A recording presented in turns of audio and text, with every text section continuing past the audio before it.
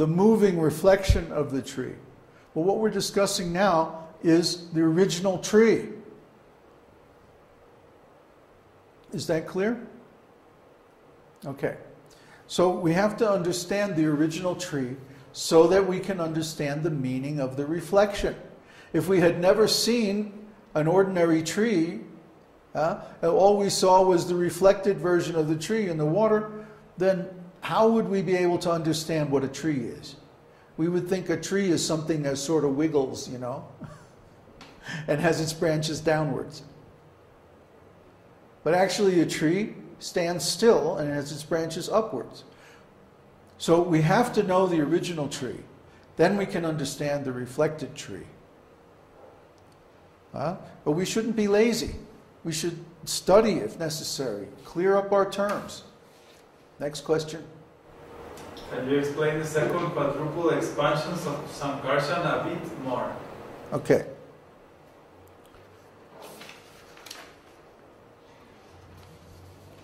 In the spiritual world, Balaram expands from Krishna.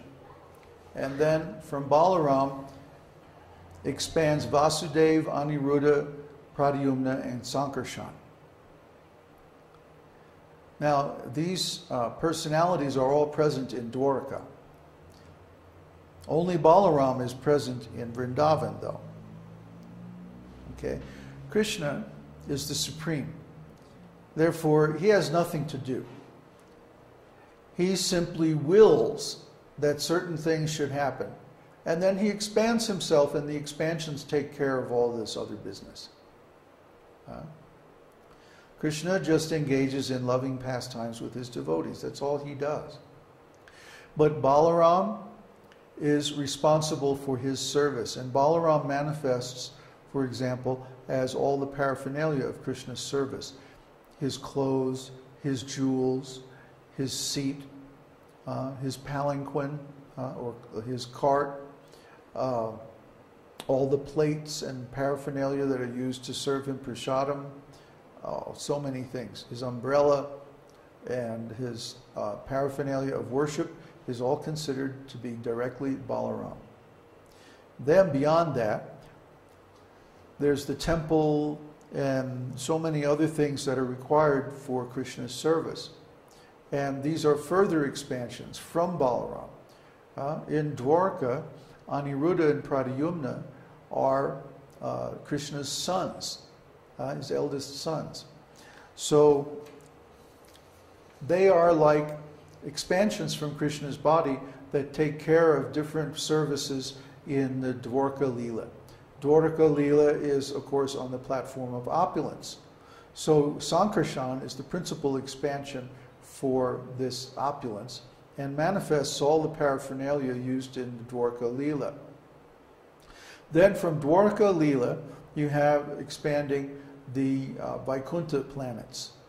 And Sankarshan is the principal expansion in the Vaikuntha planets that manifests all this opulence.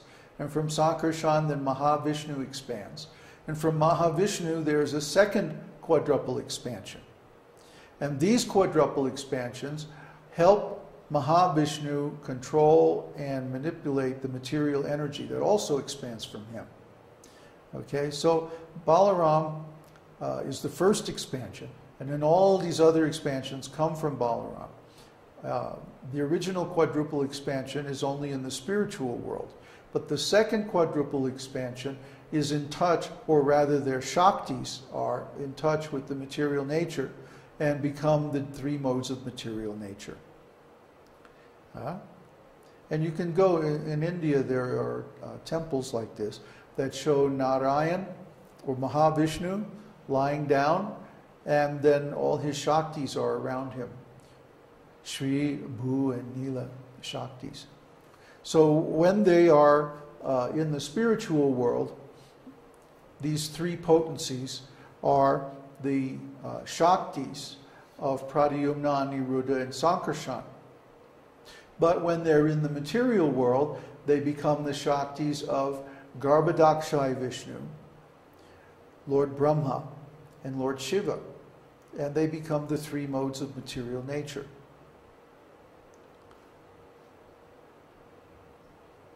Is that okay? Huh? We're going to study a diagram of all this in the next section of the class. But first I want to make sure that we understand what the questions are that we're trying to answer by that study. Is there another question? I have one question, it's not here. Okay, what's your question? This is something that we realize it's not just mental. Right. We're meant to realize this. It's not just a mental construct. That's right.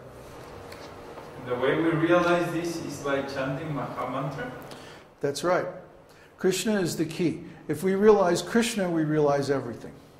Everything is contained within Krishna. Everything emanates from Krishna. So by chanting Hare Krishna, then automatically we realize all these details. Is it our strategy right now is to mentally understand it and later on realize it? What else can we do?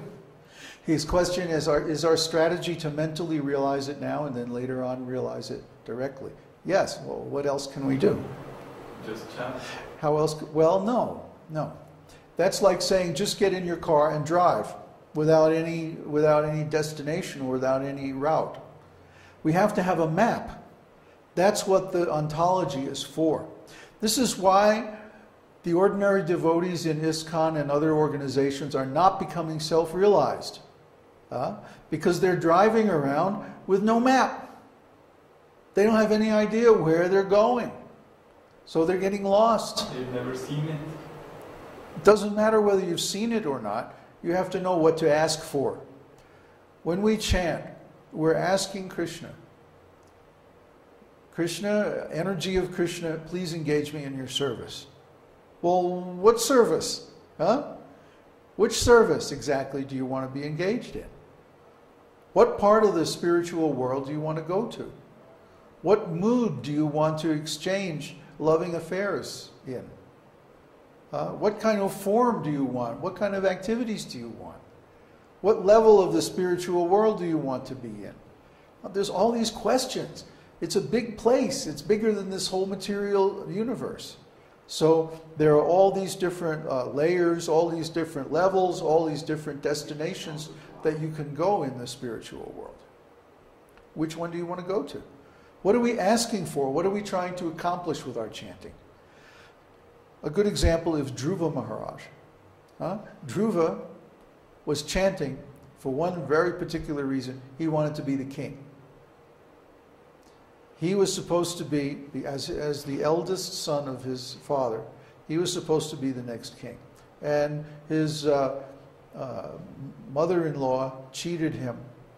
Not mother-in-law, stepmother? What do you call someone's second wife? Anyway, the second wife of his father cheated him out of being the next king.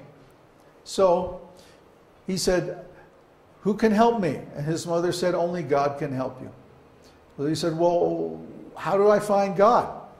And his mother, she didn't know very much about God. She said, well, great saintly persons go to the forest to find God. So he said, okay, I'll go to the forest and find God.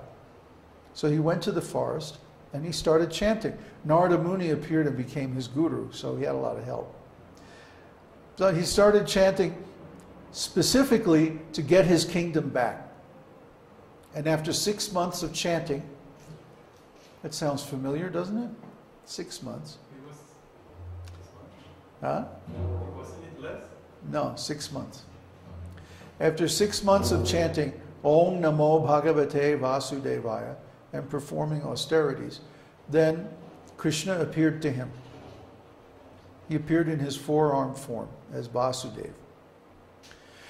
So when Vasudeva appeared, Dhruva said, I was wrong. I was asking you for broken glass, and now I see the most beautiful jewel, God himself. So actually, the thing that we ask for when we're chanting, or the thing that we desire while chanting, determines what result we will get. So it's very important that we have a clear idea what we're asking for. because we will get it.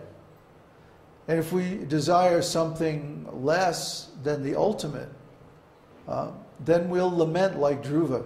We'll say, oh no, I was just asking for something stupid, something very small. Why was I asking that? That wasn't very intelligent.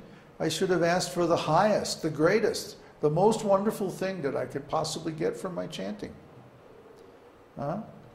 If we don't understand the structure of the spiritual world, we're liable to ask for something less, like liberation.